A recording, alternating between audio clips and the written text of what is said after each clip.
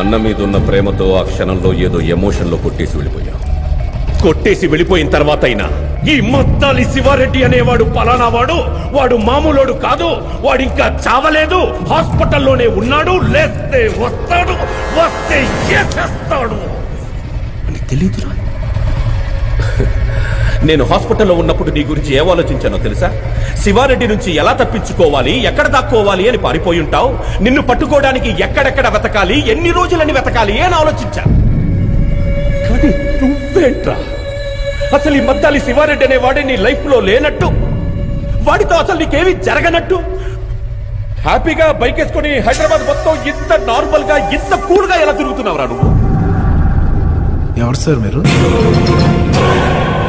Sir మీరు నేనెవరో నీకు తెలియదు. మీరేం మాట్లాడుతున్నారు? మీరు ఎవరు అనుకుని ఎవరితో మాట్లాడుతున్నారు? నేనెవరో నీకు నిజంగా సార్ మీరు ఎవరు సార్? ఈ విషయం నేను ఎట్టకారంగా చెప్పట్లేదు, సీరియస్ గానే చెప్తున్నాను.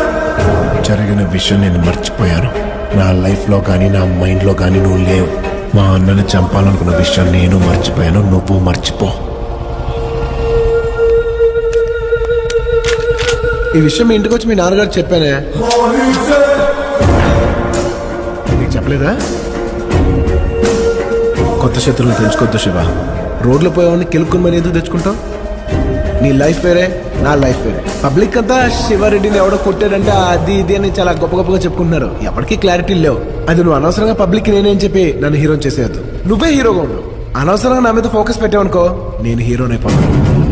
అది నీకు అస్సలు మంచిది కాదు.